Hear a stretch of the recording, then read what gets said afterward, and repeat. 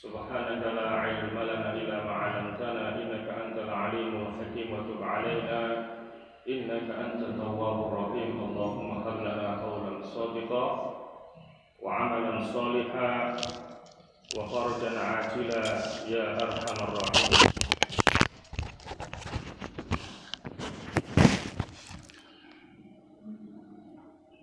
Jamaah salat subuh Masjid Aminah yang dirahmati Allah.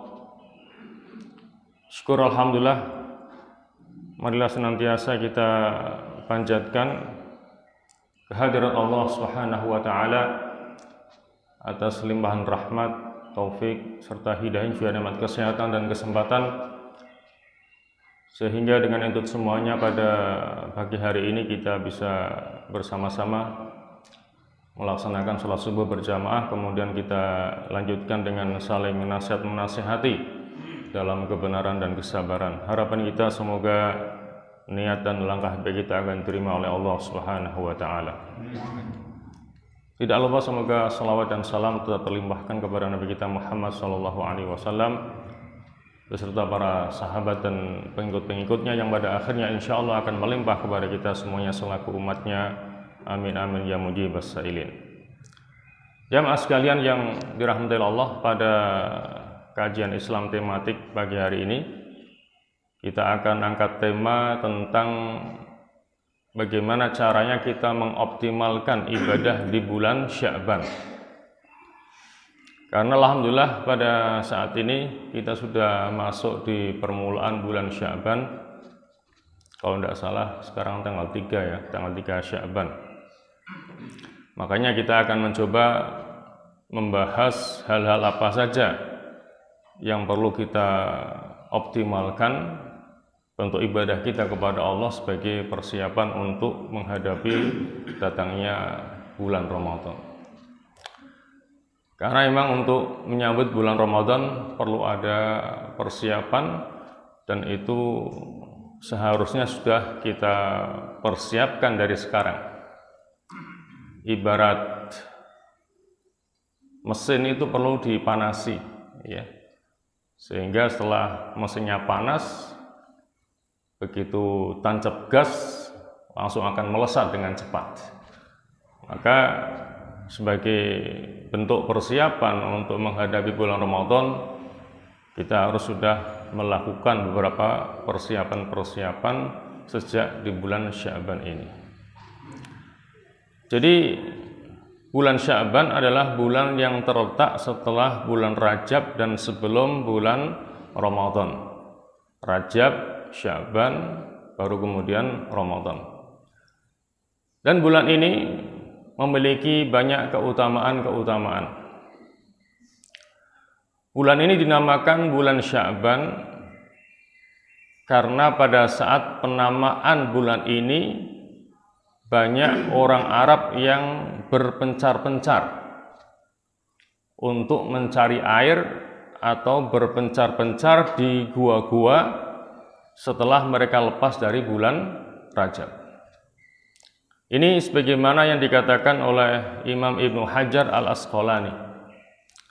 Beliau mengatakan wasummiya Sya'banu, dan bulan ini dinamakan bulan Sya'ban litasya'ubihim fi talabil miyah, dikarenakan mereka berpencar-pencar untuk mencari air, au fil gharati, atau berpencar-pencar di gua-gua, ba'da an yakhruja syahru Rajabil Haram, setelah mereka lepas dari bulan Rajab al-Haram yang mulia. Adapun hadis yang berbunyi innama summiya syu'banu, sesungguhnya bulan ini dinamakan bulan Sya'ban li'annahu yatasya'abu fihi khairun katsirun, dikarenakan di dalam bulan ini bercabang khairun katsirun, kebaikan yang banyak, lis-shaimi fihi, bagi orang yang berpuasa di dalamnya, hatta yadkhulal jannah, sampai dia masuk ke dalam surga. Maka hadis ini dinyatakan sebagai hadis yang tidak benar yang bersumberkan dari Rasulullah Shallallahu Alaihi Wasallam. Jadi sebab penamaan bulan ini dengan bulan Sya'ban yang lebih tepat adalah sebagaimana yang dikatakan oleh Al-Imam Ibnu Hajar Al-Asqalani, yaitu karena selepas dari bulan Rajab ini mereka berpencar-pencar untuk mencari air atau berpencar-pencar di dalam gua-gua. Dan banyak orang yang menyepelekan bulan Sya'ban ini. Rasulullah Shallallahu Alaihi Wasallam menyebutkan hal ini dalam sebuah hadisnya, An Usamah bin Zaid. Hadis yang sumbernya dari Usamah bin Zaid, qala, dia mengatakan, qultu, aku bertanya, ya Rasulullah, wahai Rasulullah, lam araka tasumu syahran minasyuhur. Aku tidak melihat engkau, wahai Rasulullah, berpuasa syahron selama 1 bulan, minasyuhuri, dari bulan-bulan, ma tasumu min sya'bana, sebagaimana engkau berpuasa di bulan Sya'ban. Qala, maka Nabi mengatakan, zalika syahrun yaghfulun nasu anhu. Itu adalah bulan yang banyak dilupakan oleh orang-orang. Baina Rajabin wa Ramadan, yang letaknya antara bulan Rajab dan bulan Ramadan. Rajab, Sya'ban, baru kemudian Ramadan. Wa huwa syahrun, dan bulan Sya'ban itu merupakan bulan turfa'u fihil a'mal. Di bulan ini amal-amal akan diangkat ila Rabbil Alamin, kepada Allah Tuhan semesta alam. Fa uhibbu an yurfa'a amali wa ana shaimun, dan aku ingin ketika amalku diangkat, diperlihatkan kepada Allah, wa ana shaim, aku ingin dalam keadaan berpuasa.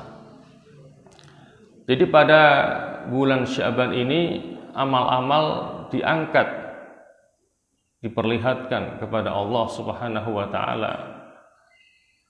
Dan di sini Nabi menjelaskan alasannya mengapa beliau banyak berpuasa di bulan Sya'ban, karena beliau ingin ketika amalnya diangkat di hadapan Allah, beliau dalam keadaan yang terbaik, yaitu dalam keadaan berpuasa. Jadi itulah penjelasan daripada Nabi kenapa beliau mengatakan bahwa bulan Sya'ban ini adalah bulan yang banyak disepelekan oleh manusia. Jadi intinya beliau mendorong kepada kita untuk bisa meningkatkan puasa sunnah di bulan Sya'ban ini sebagai bentuk persiapan untuk menghadapi bulan Ramadan. Yang sekalian yang dirahmati Allah, lantas amalan apa saja yang sebaiknya kita kerjakan di bulan Sya'ban ini? Ada beberapa amalan yang biasa dilakukan oleh Rasulullah dan para salafun saleh, para pendahulu kita yang soleh-soleh dari kalangan sahabat Rasulullah Shallallahu Alaihi Wasallam di bulan Sya'ban ini. Di antara yang pertama adalah dengan memperbanyak puasa sunnah di bulan Sya'ban ini. Adalah Rasulullah Shallallahu Alaihi Wasallam memperbanyak puasa pada bulan Sya'ban ini, tidak seperti beliau berpuasa pada bulan-bulan yang lainnya. Disebutkan dalam sebuah hadis yang sumbernya dari Aisyah radhiyallahu anha. Qalat, Aisyah mengatakan, kana Rasulullah sallallahu alaihi wasallam yasum.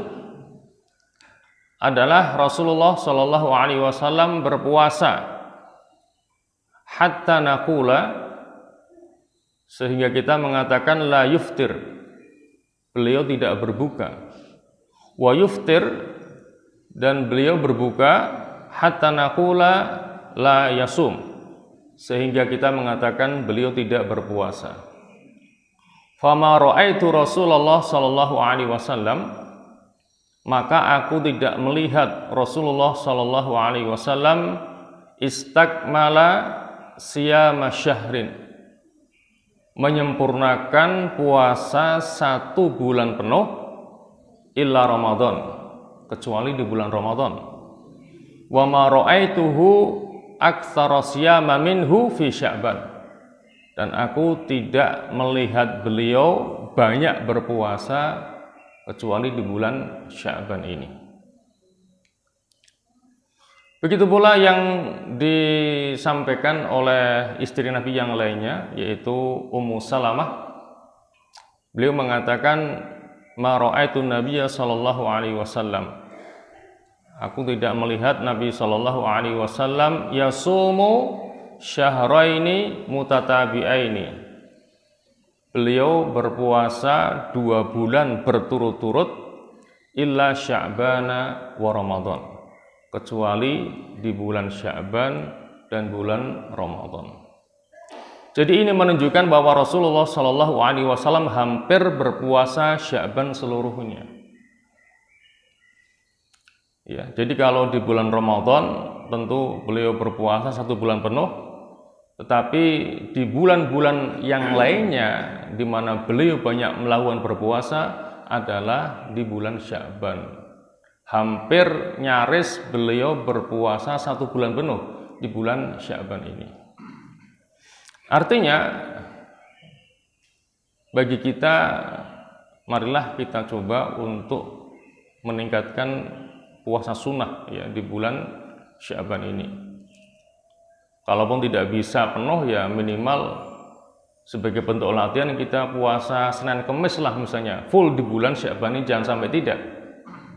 Ya, artinya kalau kita puasa Senin Kemis di bulan Sya'ban 1 bulan penuh, ya minimal kita berarti berpuasa kan 8 hari itu dalam bulan Sya'ban. Ya semoga itu sudah cukup untuk persiapan menghadapi puasa 1 bulan penuh di bulan Ramadan. Ya, intinya jangan sampai kita tidak melaksanakan puasa sunnah di bulan Sya'ban ini, karena beliau hampir 1 bulan penuh puasa di bulan Sya'ban ini. Para ulama menyebutkan bahwa puasa di bulan Sya'ban meskipun dia hanya puasa sunnah, tetapi memiliki peran yang penting untuk menutupi kekurangan puasa wajib di bulan Ramadan. Karena kita yakin bahwa puasa Ramadan kita ini masih jauh dari sempurna, masih banyak kekurangan-kekurangannya. Kalaupun kita tidak melakukan hal-hal yang membatalkan puasa Ramadan kita, paling tidak sadar atau tidak kita sadari, terkadang atau bahkan sering kita melakukan hal-hal yang bisa menghilangkan atau menggugurkan pahala puasa Ramadan itu. Maka cara untuk menambalnya adalah dengan banyak melakukan puasa-puasa sunnah. Jadi puasa-puasa sunnah yang kita kerjakan itu untuk menambal kekurangan-kekurangan yang ada pada puasa wajib kita, yaitu puasa di bulan Ramadan. Jadi sama fungsinya dengan sholat fardu. Sholat fardu itu juga punya sholat sunnah rawatib.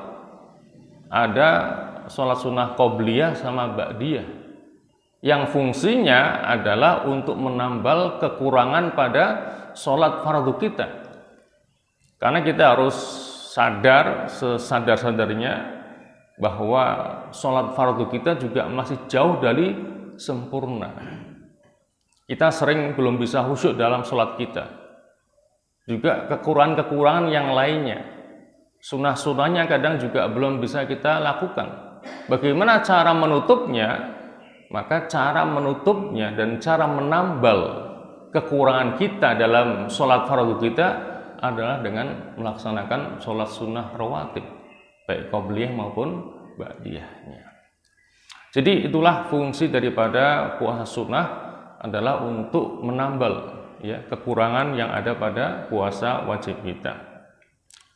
Orang yang memulai puasa di bulan Sya'ban, maka insya Allah dia tidak akan terlalu merasakan kesusahan untuk menghadapi puasa di bulan Ramadan, karena sudah ada persiapan. Kalau enggak, mungkin akan kaget, ya, karena 11 bulan tidak berpuasa sama sekali, tahu-tahu langsung puasa 1 bulan penuh. Nah, maka biar enggak kaget, maka perlu ada persiapan sebelumnya, yaitu dengan melaksanakan puasa sunnah di bulan Sya'ban ini. Amalan berikutnya yang juga perlu kita tingkatkan di bulan Sya'ban ini adalah dengan banyak membaca Al-Quranul Karim. Membaca Al-Quran mulai diperbanyak dari awal bulan Sya'ban, sehingga ketika menghadapi bulan Ramadan, seorang muslim akan bisa menambah lebih banyak lagi bacaan Al-Qur'annya. Jadi memang penting bagi kita untuk pasang target. Berapa kali saya harus khatam dalam bulan Ramadan? Karena kalau kita tidak pasang target, kadang sekalipun kita tidak khatam 1 bulan itu. Makanya perlu ditarget sehari harus berapa juz. Kalaupun tidak tercapai, minimal mendekati. Tetapi kalau kita tidak punya target, asal membaca saja, insya Allah 1 kali khatam pun kita tidak akan tercapai itu. Seandainya misalnya kita minimal bisa mentargetkan sehari 3 juz, kan minimal bisa khatam 3 kali selama di bulan Ramadan. Dan itu perlu kita canangkan dari sekarang. Berapa target saya harus khatam baca Quran dalam bulan Ramadan. Dan itu sudah mulai kita persiapkan sejak kita ada di bulan Sya'ban ini. Salamah bin Kuhail rahimahullah mengatakan, kana yuqalu syahru Sya'bana syahrul qurra. Dahulu dikatakan bahwa bulan Sya'ban itu adalah syahrul qurra, bulannya orang-orang yang membaca Al-Quran.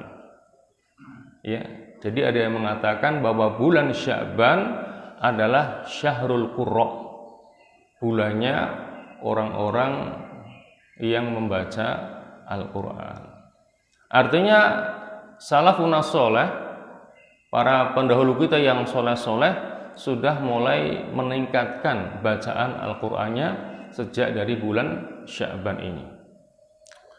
Begitu pula yang dilakukan oleh Amir bin Qais rahimahullah. Apabila beliau memasuki bulan Sya'ban, beliau menutup tokonya dan mengosongkan dirinya untuk membaca Al-Quran.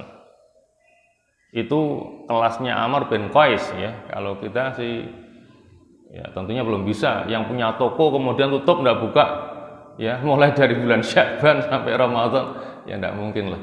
Itu kelasnya Amr bin Qais. Jadi ketika masuk bulan Sya'ban, dia sudah tidak mulai jualan di tokonya. Tokonya dikunci, kemudian dia fokus untuk membaca Al-Quranul Karim. Ini sekedar untuk menunjukkan bahwa salafun saleh, para pendahulu kita yang soleh-soleh, sudah mulai meningkatkan amaliyah bacaan Qur'annya sejak dari bulan Sya'ban sebagai bentuk persiapan untuk menghadapi bulan Ramadan. Jamaah sekalian yang dirahmati Allah, amaliyah kedua yang bisa kita kerjakan di bulan Sya'ban ini adalah dengan meningkatkan mengerjakan amalan-amalan yang soleh. Seluruh amalan soleh disunahkan untuk dikerjakan setiap waktu.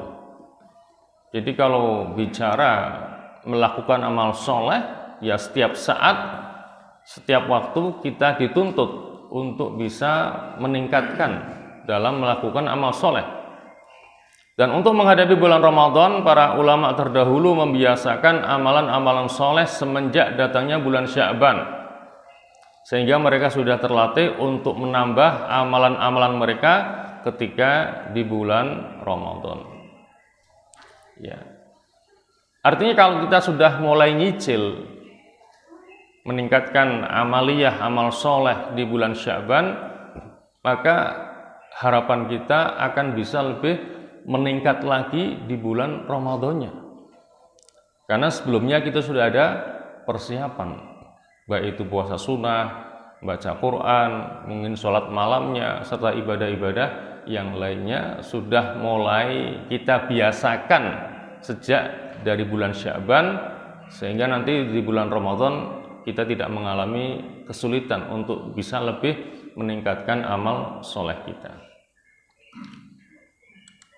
Abu Bakar Al-Balkhi rahimahullah pernah mengatakan, syahru Rajabin syahru zar'i. Jadi bulan Rajab itu adalah bulannya menanam, syahru zar'i. Wa syahru Sya'bana syahru suqyir zar'i. Sementara bulan Sya'ban itu adalah bulannya menyirami tanaman. Wa syahru Ramadan, sementara bulan Ramadan adalah syahru hasadiz zar'i, bulannya untuk memanen tanaman. Jadi itu satu bentuk permisalan yang indah. Ya, bulan Rajab adalah bulannya kita menanam. Bulan Sya'ban itu bulannya menyirami tanaman. Dan bulan Ramadan adalah bulan saat kita memanen apa yang kita tanam. Itu yang dikatakan oleh Abu Bakar Al-Balkhi. Dalam kesempatan yang lain, beliau juga mengatakan, mathalu syahri Rajabin karrih. Perumpamaan bulan Rajab itu adalah seperti angin. Wa mathalu Sya'ban mathalul ghaimi. Sementara perumpamaan bulan Sya'ban itu seperti al-ghaim, yaitu awan mendung. Wa mathalu Ramadan mathalu al-matar. Sementara perumpamaan bulan Ramadan itu adalah seperti hujan. Ya. Bulan Rajab seperti angin, bulan Sya'ban seperti awan mendung. Sementara bulan Ramadannya adalah al-matar, waktu turunnya hujan. Karena sebelum turun hujan harus ada angin sama awan mendung, di mana angin inilah yang membawa awan mendung biasanya ke tempat yang gersang, kemudian Allah menurunkan hujan di tempat itu. Ini juga merupakan satu perumpamaan yang sangat bagus sekali. Maka beliau mengatakan, wa man lam yazra wa yaghris fi Rajabin. Dan barang siapa yang tidak menanam di bulan Rajab, walam yasqi fi Sya'bana, dan dia tidak menyirami tanamannya pada bulan Sya'ban, fa kaifa yuridu an yahsida fi Ramadan. Maka bagaimana mungkin dia bisa panen di bulan Ramadannya? Artinya apa? Persiapan menghadapi Ramadan ini minimal dari sejak bulan Rajab. Jadi Rajab, Sya'ban ini seseorang sudah harus mulai ancang-ancang untuk menyambut datangnya bulan Ramadan. Sementara Rajab sudah berlalu dari kita ini. Kita sudah masuk di awal bulan Sya'ban. Maka waktu yang 1 bulan ini hendaknya kita bisa lebih meningkatkan amal ibadah kita, ya, sebagai persiapan untuk menghadapi bulan Ramadan. Jamaah sekalian yang dirahmati Allah, amaliyah yang keempat yang perlu kita perhatikan juga di bulan Sya'ban ini adalah menjauhi perbuatan syirik dan permusuhan di antara kaum muslimin. Rasulullah Shallallahu Alaihi Wasallam menyebutkan bahwa Allah Subhanahu Wa Taala akan mengampuni orang-orang yang tidak berbuat syirik dan orang-orang yang tidak memiliki permusuhan dengan saudara seagamanya. Sabda Rasulullah sallallahu alaihi wasallam, "Innallaha sesungguhnya Allah la yattali'a."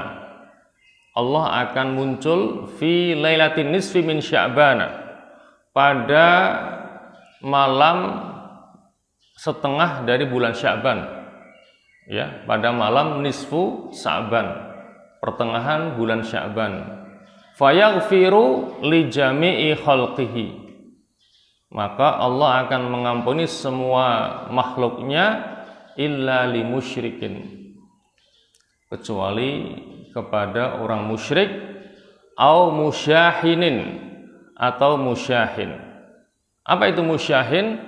Musyahin adalah orang yang memiliki permusuhan dengan saudaranya. Ya. Apakah jutaan, apakah nengan istilahnya ya. Pokoknya ada permusuhan. Itu disebut dengan musyahin.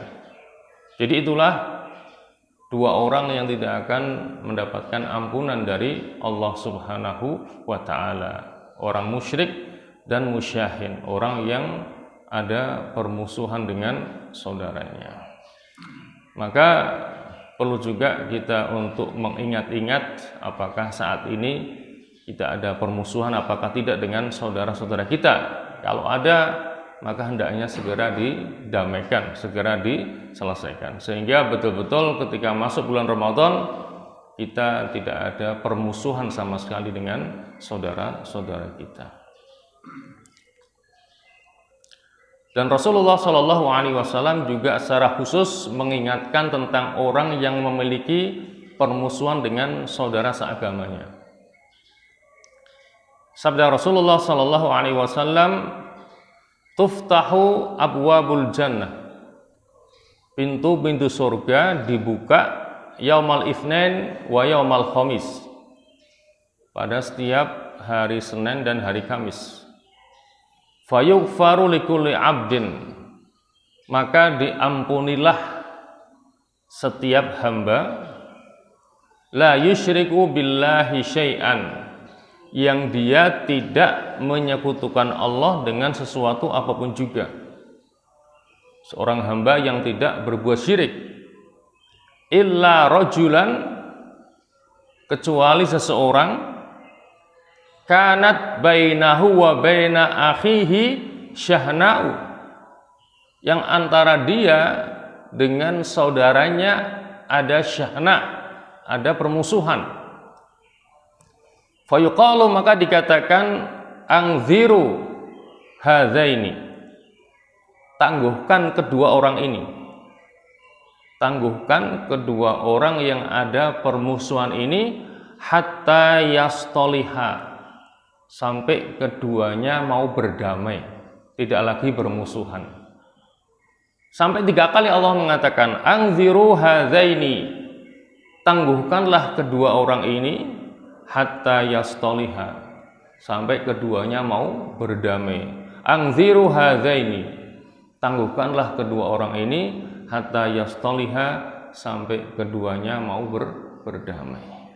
Kalau tidak, berarti dia akan mendapatkan ampunan dari Allah Subhanahu wa taala.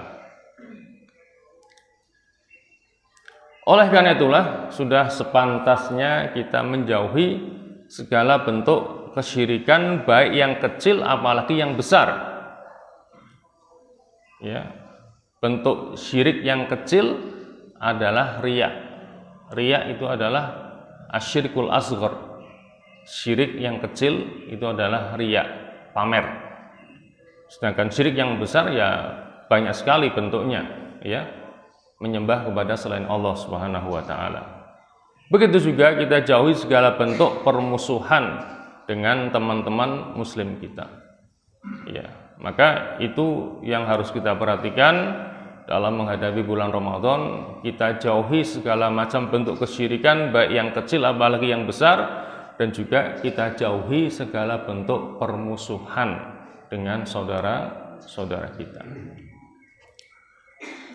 Jamaah sekalian yang dirahmati Allah, lantas bagaimana hukum menghidupkan malam pertengahan bulan Sya'ban? Menghidupkan malam nisfu Sya'ban, sebagaimana yang banyak dilakukan oleh sebagian kaum muslimin ketika datang malam nisfu Sya'ban. Mereka melakukan amaliyah khusus ataupun tertentu pada malam itu. Pada hadis di atas telah disebutkan keutamaan malam pertengahan nisfu Sya'ban. Jadi kita sepakat bahwa malam nisfu Sya'ban memang malam yang utama. Apakah disunahkan menghidupkan malam tersebut dengan ibadah tertentu?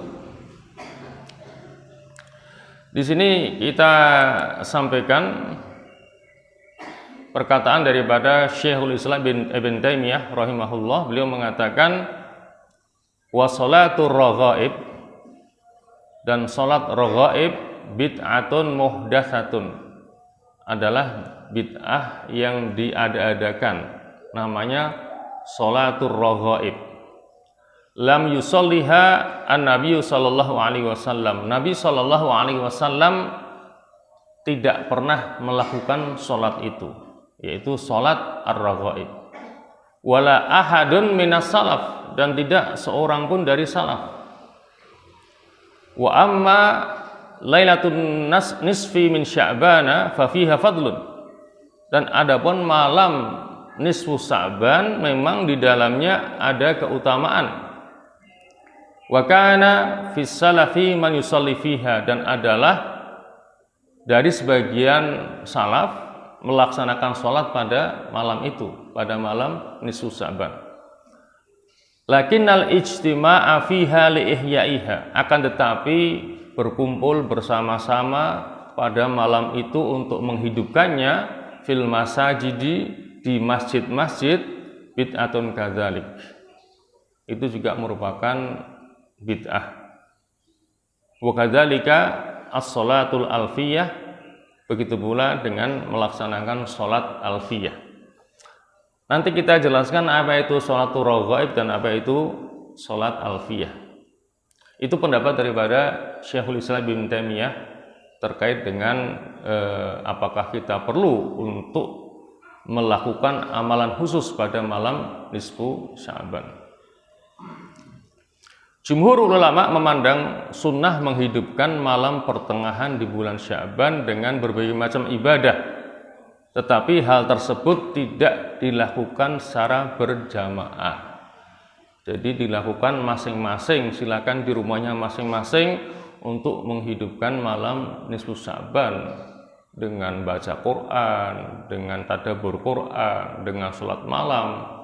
Intinya tidak dilaksanakan secara berjamaah ataupun bersama-sama.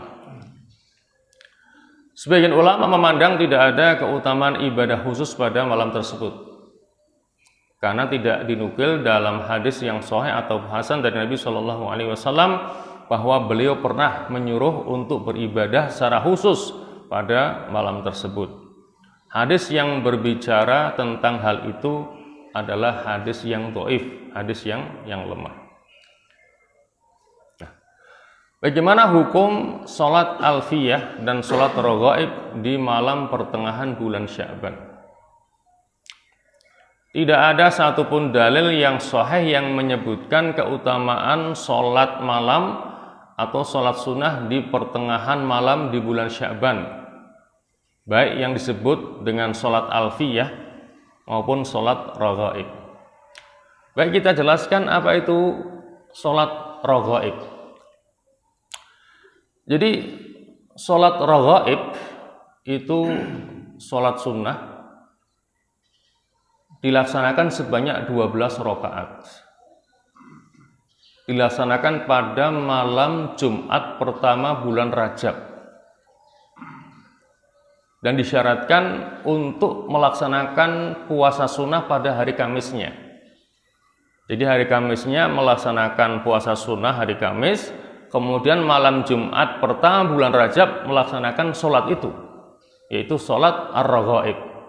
Waktunya antara maghrib sampai isya, sebanyak 12 rakaat, di mana dalam setiap rakaatnya membaca Al-Fatihah, kemudian membaca surat Al-Qadar sebanyak 3 kali, Kemudian setelah itu membaca surat Ikhlas sebanyak 12 kali.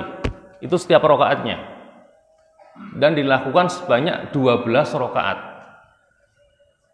Setelah selesai dari 12 rakaat, kemudian membaca sholawat kepada Rasulullah paling tidak minimal sebanyak 70 kali.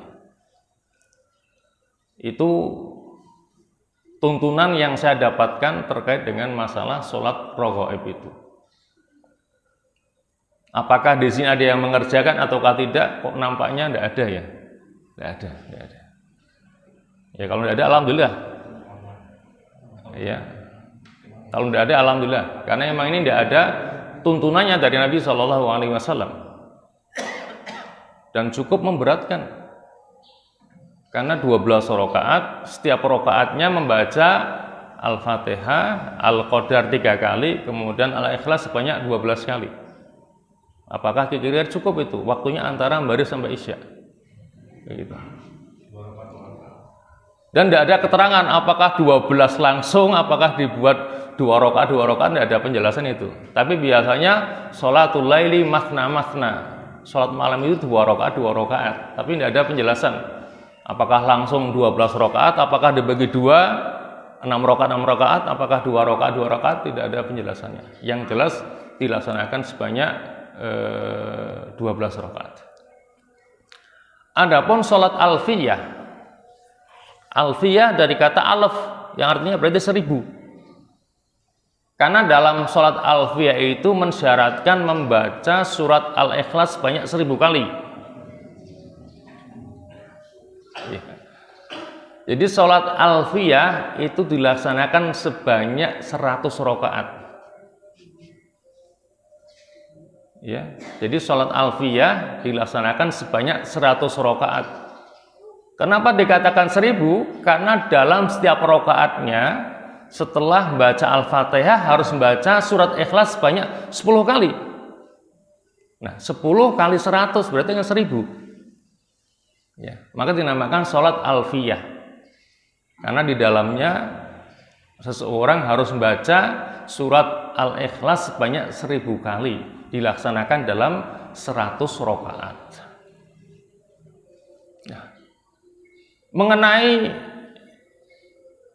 kapan adanya sholat alfiyah ini, saya sempat baca, saya cari-cari, ada yang mengatakan awalnya ada satu kejadian pada sekitar tahun 480-an Hijriah.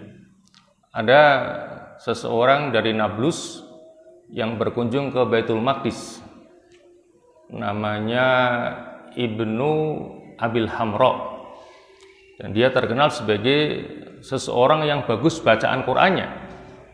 Ketika dia berziarah ke Baitul Maqdis, dia melaksanakan sholat sunnah sendirian awalnya. Tiba-tiba ada orang yang ikut makmum, 1, 2, 3, 4 sehingga banyak, sampai dia selesai melaksanakan sholat itu alfiyah sebanyak 100 rakaat. Kemudian tahun berikutnya dia kembali berkunjung ke Baitul Maqdis dan kembali melaksanakan sholat itu, dan ternyata jamaahnya semakin bludak, hampir memenuhi Masjidil Aqsa. Nah, sejak saat itu mulailah berkembang dan sebar ke berbagai macam daerah sholat alfiyah ini. Tapi ada juga yang mengatakan bahwa sholat alfiyah ini yang melaksanakan sebagian penduduk kota Makkah, katanya ya setelah itu kemudian mereka melaksanakan tawaf, kemudian minum air zam-zam.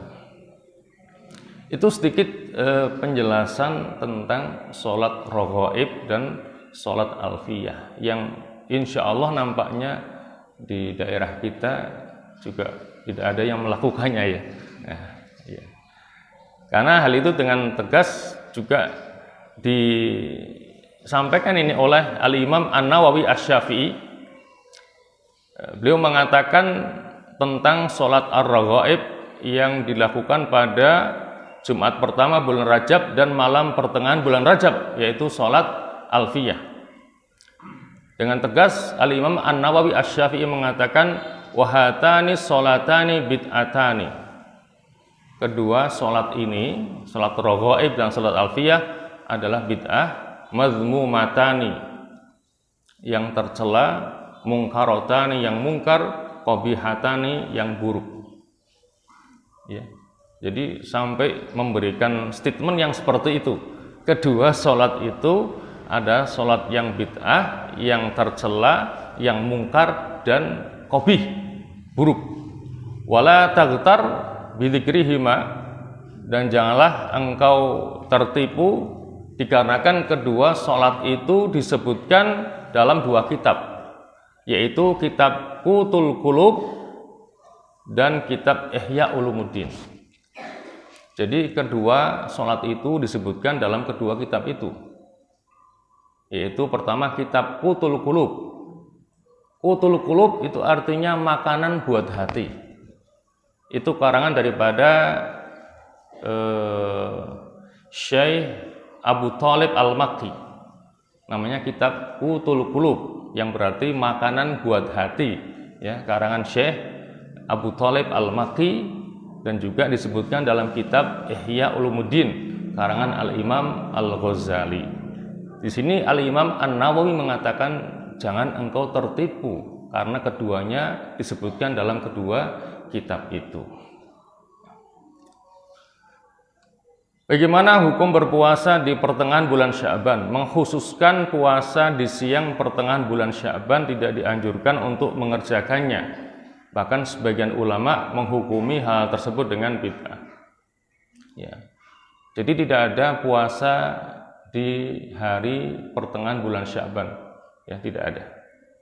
Adapun hadis yang berbunyi idza kanat lailatun nisfi min Sya'ban, apabila malam pertengahan bulan Sya'ban, faqumu lailaha, maka hidupkanlah malamnya, wasumu naharaha, dan berpuasalah di siang harinya, maka hadis tersebut adalah hadis yang palsu, hadis maudhu, sehingga tidak bisa dijadikan sebagai dalil untuk pelaksanaannya, ya. Karena hadis ini memerintahkan kepada kita untuk menghidupkan malam hari nisfu Sya'ban dan untuk berpuasa pada siang harinya, ya. Tetapi hadis ini dihukumi sebagai hadis yang maudhu, hadis yang palsu.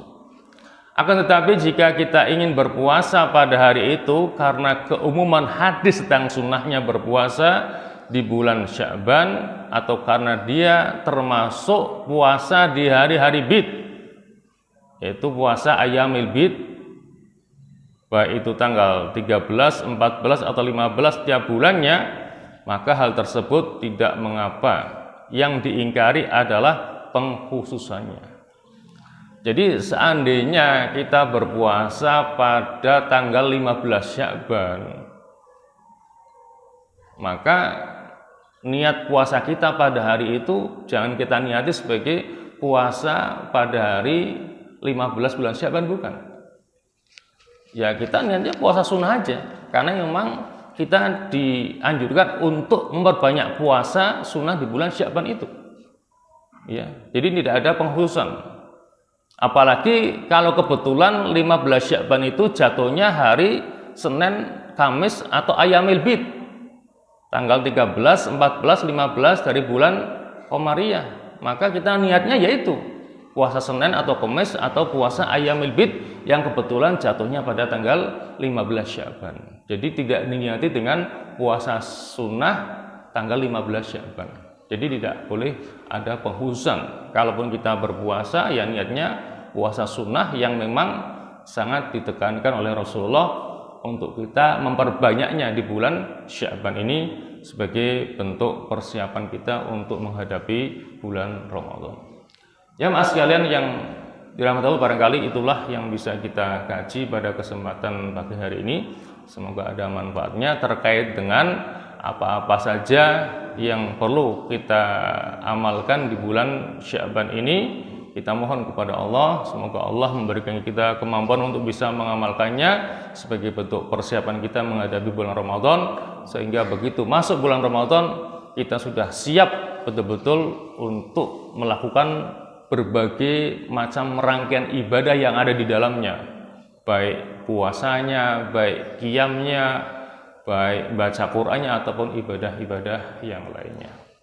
Itu yang bisa kita kaji, semoga ada manfaatnya untuk kita semuanya. Dan marilah kita akhiri taklim kita dengan doa. Bismillahirrahmanirrahim. Alhamdulillahirabbil alamin, hamdan yuwafi ni'amahu wa yukafi mazidah. Ya Rabbana lakal hamdu kama yanbaghi li jalali wajhikal karim wa 'azimi sultanik. Allahumma shalli wa sallim ala Muhammad wa ala ali Muhammad. Allahumma la tada' lana fi maqamina hadza dhanban illa ghafartah wa la hamman illa farajtah wa la karban illa nafastah wa la maridan illa syafaitah wa la daynan illa qadaitah wa la mu'siran illa yasartah wa la dhalan illa hadaitah wa la ghaiban illa radatah wa la hajatan min hawaji dunya hiya laka ridha wa lana fiha salah illa antana ala qadaiha wa yassartaha lana bi rahmatika ya arhamar rahimin. Allahumma ja'al ijtima'ana hadza ijtima'an marhuma waj'al tafarruqana ba'dahu tafarruqan ma'suma wa la taj'al fina wa la ma'na syaqiyan wa la mahruma. Allahumma la tufarriq hadzal jam'al mubarak fi hadzal makanil mubarak illa bidhanbin maghfur wa aibin mastur wa amalin mutaqabbalin mabrur ya aziz ya ghafur ya rabbal alamin. Allahumma hadha ad-du'a wa minkal ijabah ya sami'ad du'a ya dzal manni wal ata. Wa sallallahu ala Muhammadin wa alihi wa sahbihi wa sallam. Alhamdulillahi rabbil alamin. Wassalamu alaikum warahmatullahi wabarakatuh.